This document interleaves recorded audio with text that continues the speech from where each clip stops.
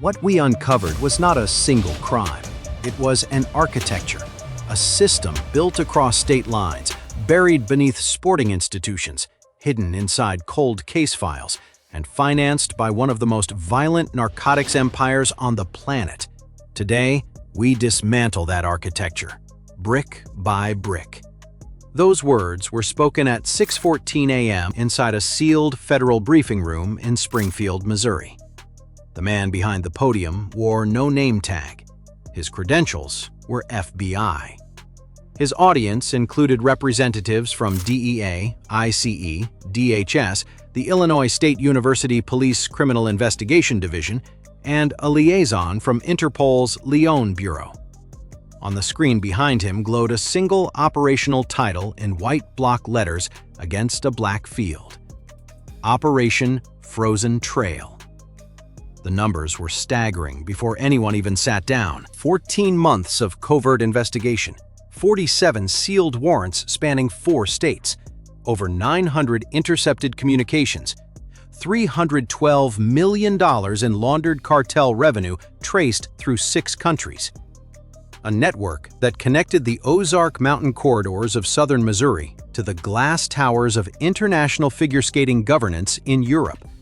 And beneath all of it, a Sinaloa cartel pipeline that had been pumping fentanyl, methamphetamine, and cocaine through the heartland of America while hiding behind the most unlikely cover anyone had ever seen. Cold case investigations, amateur athletics nonprofits, and judicial corruption on 2 continents. And the centerpiece of it all? A kidnapping case that had gone cold decades ago. A missing woman named in the file as Nancy Guthrie. A backpack recovered in the Ozarks containing foreign DNA that nobody in local law enforcement had ever bothered to run through federal databases. And a French judicial official whose quiet rulings had altered the course of international competitive figure skating, while simultaneously shielding financial conduits worth hundreds of millions. This is that story, and it goes deeper than you think. At 4:17 a.m. on the morning the warrants were executed, the Ozark Plateau was wrapped in a low, creeping fog that smelled of wet cedar and iron-rich clay. Highway 65 south of Branson was deserted. The only light came from the amber running lamps of a convoy that had no markings and made no sound beyond the low growl of diesel engines. 12 armored vehicles, 4 FBI tactical units, 2 DEA strike team, 1 ICE Homeland Security Investigations element specializing in transnational trafficking networks. Behind them, 3 Black Hawk helicopters held in a dark orbit pattern 2 miles east, rotors thumping so softly against the cloud ceiling that the sound could have been mistaken for distant thunder. They hit 7 locations simultaneously. The first was a sprawling rural compound outside Forsyth, Missouri, set back from a gravel road behind a wall of Osage orange trees. On paper, it was registered as a hunting outfitter and wilderness retreat. In reality, it was a Sinaloa cartel transshipment hub. SWAT breached the main structure at 4:19 a.m. Flashbang grenades lit the interior white. Agents in black moved through the hallways like shadows poured from a bottle. Inside the basement, they found 1,100 pounds of methamphetamine in vacuum-sealed bricks stacked floor to ceiling on industrial shelving. In a locked refrigeration unit behind a false wall, they found an additional 400 kilograms of cocaine and a steel case containing precisely 2.1 million pressed fentanyl pills, each one stamped with a counterfeit pharmaceutical logo designed to deceive buyers into thinking they were legitimate prescription medication. In the upstairs office, 2 men tried to run. One made it 12 feet before a DEA agent brought him down in the gravel driveway. The other locked himself in a bathroom and attempted to destroy a laptop by submerging it in the toilet. He failed. The laptop's hard drive was recovered intact. And on that hard drive was a file directory that would change the entire scope of the investigation. The second target was a rented warehouse on the outskirts of Springfield. It was listed as storage for a regional nonprofit foundation called the Heartland Youth Athletic Trust. When agents cut through the rolling steel door, They did not find gymnastics equipment or wrestling mats. They found a communications hub, 14 encrypted satellite phones, 3 rack-mounted servers running a custom relay system, a wall-mounted whiteboard diagramming shipping routes from Culiacan, Mexico through Laredo, Texas, up Interstate 44, and into a distribution web fanning across Missouri, Illinois, Iowa, and Arkansas. Beside the whiteboard hung a corkboard pinned with photographs, faces, names, dates. Some of those faces belonged to law enforcement officers. Some belonged to university administrators. And one photograph, pinned dead center with a red circle drawn around it, was a woman who had disappeared near the Ozarks 31 years earlier. The name written beneath in black marker, Nancy Guthrie. Now pay attention, because this is where the investigation fractured into something no one expected. The third and fourth simultaneous raids hit locations in Normal, Illinois, home of Illinois State University. ISU's own criminal investigation unit had been quietly cooperating with the FBI for 7 months after a routine cold case review flagged anomalies in the original Guthrie kidnapping file. The lead ISU investigator, a 12-year veteran named in operational documents only as Agent Carver, had discovered that biological evidence collected from a backpack found in an Ozark creek bed in 1996, a backpack believed to have belonged to Nancy Guthrie, contained foreign DNA from at least 2 unidentified male contributors. That DNA had been logged, filed, and never analyzed further.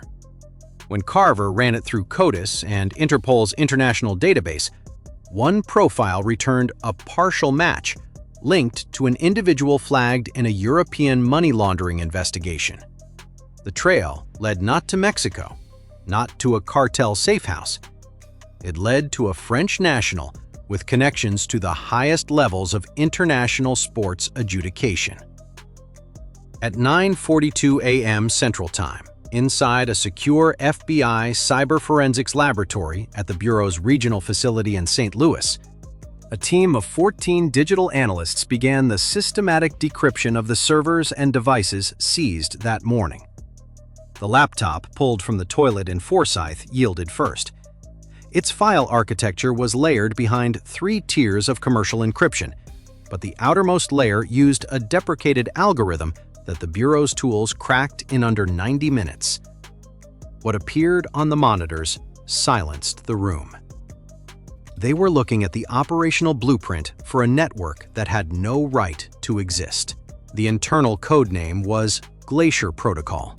It was not a drug operation with financial support. It was a financial empire with a drug operation funding it. Shell companies registered in Luxembourg, the Cayman Islands, Panama, and the Isle of Man. Ghost corporations that existed only as digital filings with no employees, no offices, and no products. Revenue flowed from Sinaloa cartel narcotics sales in the American Midwest into cryptocurrency wallets, then into sham charitable foundations, then into legitimate appearing accounts held by athletic governance organizations in Europe. One of those organizations administered judging panels for international figure skating competitions. The man identified as the architect of Glacier Protocol's financial superstructure was a fictional French jurist known in the files as Judge Lucien Marchand. According to the decrypted records, Marchand had served for over a decade on panels that adjudicated disputes in international skating governance. His rulings had, on at least 4 documented occasions, altered competition outcomes that shifted broadcasting contracts, sponsorship deals, and host city bids worth tens of millions of dollars. Those millions flowed through the same shell network that laundered Sinaloa cartel drug money. Marchand's encrypted digital authorization key appeared on wire transfer approvals, competition ruling amendments, and, most damningly, logistics manifests for fentanyl shipments routed through Missouri. This was not corruption. This was command-level collusion between a transnational drug cartel, a compromised international judicial figure, and a domestic trafficking network that had used a decades-old kidnapping case as a pressure point to keep local witnesses and cooperators silent. And the main villain tying it all together on American soil? A fictional state official named Governor Roland Demarest of Missouri. His digital fingerprints were woven through Glacier Protocol like thread through fabric. Campaign donations traced back to cartel shell companies. Private communications with Marchand discussing how to route drug revenue through athletic trust funds. And a chilling series of directives instructing local law enforcement commanders to deprioritize the Guthrie cold case and ensure that the foreign DNA evidence collected from the Ozark backpack never reached federal databases. Demarest had turned the state into a cartel fortress, not through open violence, but through calculated administrative sabotage. And he had done it for over a decade without a single alarm being raised. At 5 a.m. the following morning, Operation Frozen Trail entered its second phase. Inside a Joint Operations Command Center established at Whiteman Air Force Base, a wall-sized digital display pulsed with 46 red markers spread across Missouri, Illinois, Arkansas, Iowa, Texas, and California. Each marker represented a confirmed node in the Glacier Protocol network. Each one was about to be hit. Over 1,200 federal agents were deployed, 63 SWAT teams, 9 Black Hawk helicopters, 4 MH-6 Little Bird aircraft for urban overwatch. Along the southern Missouri border corridor, U.S. Army National Guard units established roadblock perimeters.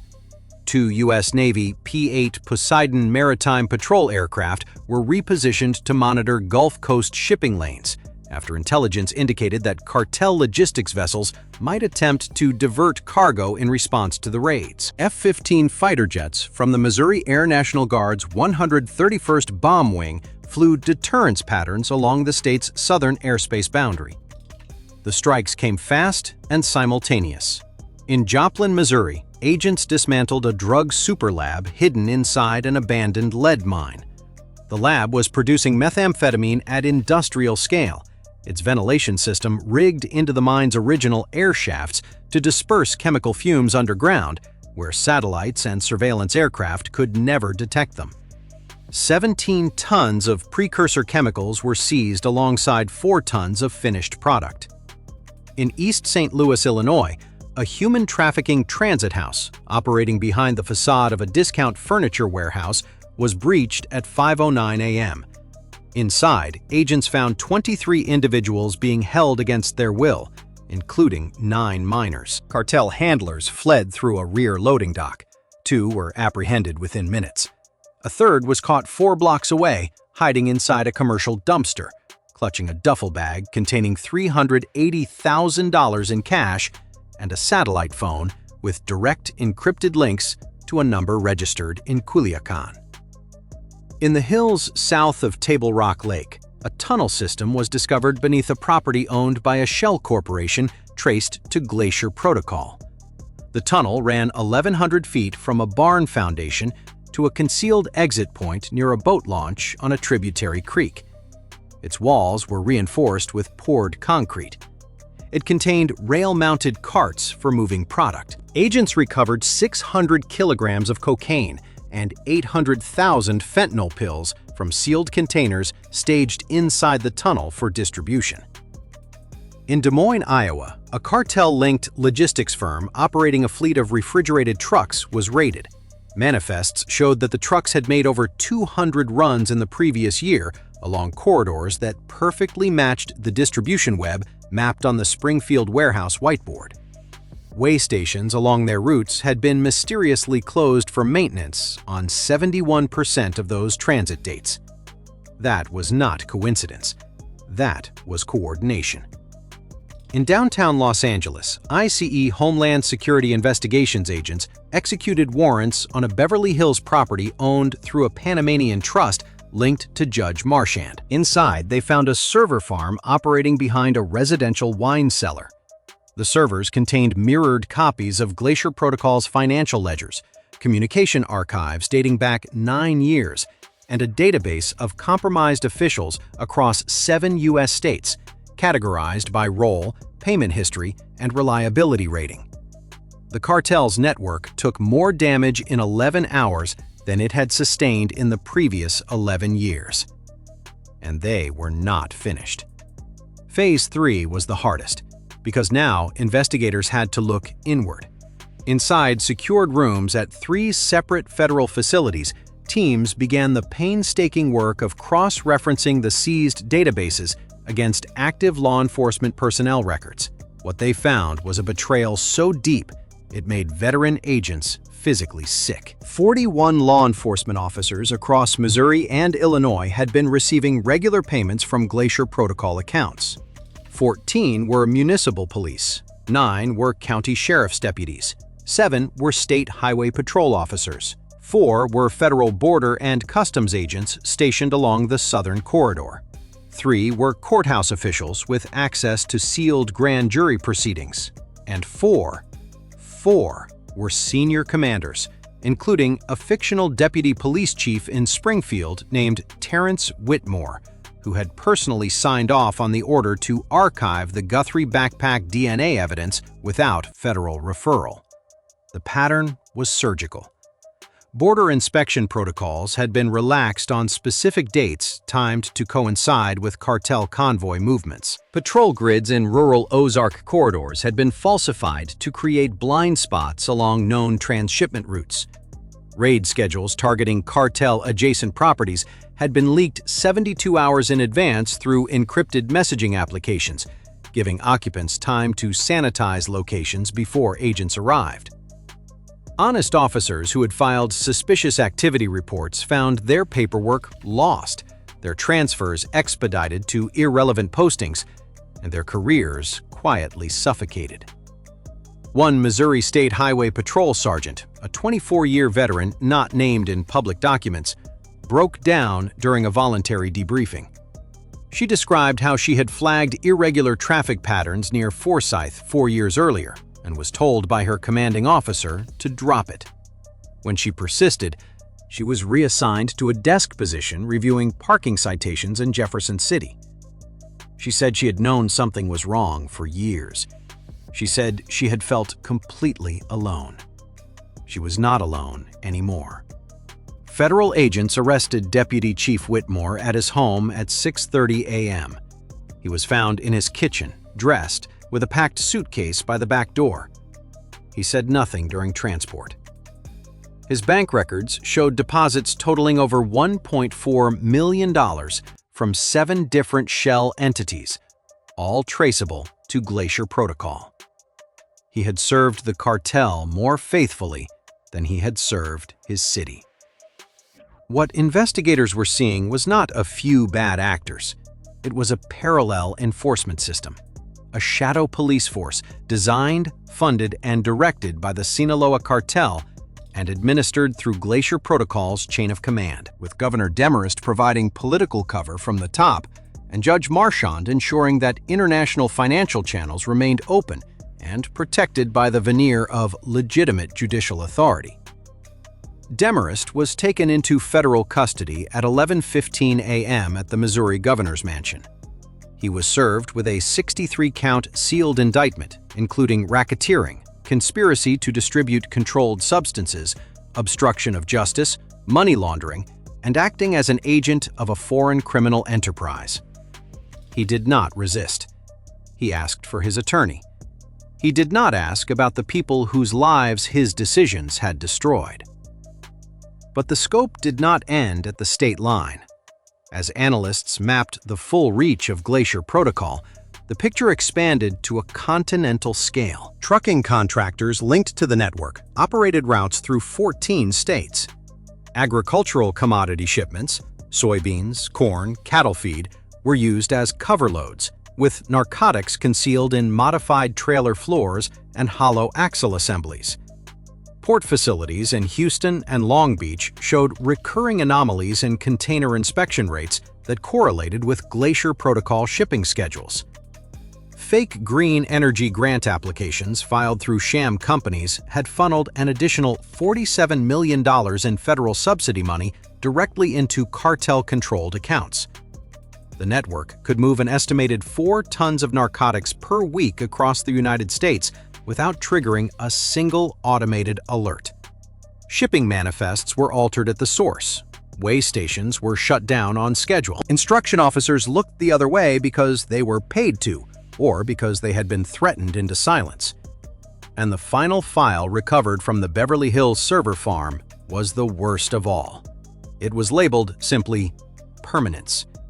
Inside was a strategic planning document outlining a 20-year roadmap for transforming Missouri and its surrounding corridor into a permanent, self-sustaining narcotics distribution hub and financial laundering center for the Sinaloa Cartel. The plan included the grooming and installation of compliant officials at every level of state government, the systematic suppression of cold cases that might expose the network, and the ongoing exploitation of international sports governance as a money laundering vehicle of virtually unlimited capacity. The state had not merely been infiltrated, it had been redesigned. Its institutions had been hollowed out and rebuilt to serve the cartel's future, not its citizens' present. The Nancy Guthrie case was never just a cold kidnapping file. It was a canary in the mine, a crime whose resolution would have unraveled the network years earlier, which is precisely why powerful people made certain it was never resolved. Let that settle for a moment. Power does not always announce itself with gunfire and bodies in the street. Sometimes it arrives in the form of a filed-away evidence report, a reassigned officer, a quiet judicial ruling in a European conference room, or a governor's signature on an unremarkable administrative order. Sometimes the most dangerous weapon a cartel possesses is not a bullet, it is silence. Silence and the ambition of those willing to sell it. The cost of that silence is measured in lives. In the neighborhoods hollowed out by fentanyl, in the families who buried children poisoned by counterfeit pills pressed in an underground Missouri mine, in the communities where methamphetamine erased futures one household at a time, in the trafficking victims found in that East St. Louis warehouse who had been reduced to cargo manifests in a cartel spreadsheet, in a woman named Nancy Guthrie, whose disappearance was deliberately kept unsolved because solving it would have cost powerful people everything. Operation Frozen Trail is not over. Sealed indictments remain. International arrest warrants are pending. The investigation continues to expand, but the message has been delivered. The system is no longer safe for those who corrupted it. This story is fictional. It is a dramatization inspired by real issues that plague communities across this country and around the world. It is a reminder that organized crime does not always look like what we expect. Sometimes it wears a judge's robe. Sometimes it sits behind a governor's desk. Sometimes it hides inside a backpack at the bottom of an Ozark creek for 30 years, waiting for someone brave enough to pick it up and ask the right questions. If you are still here, if this story made you think, share it so more people understand how deep these networks can run. And remember, the most powerful thing corruption fears is not force, it is attention. It is people who refuse to look away.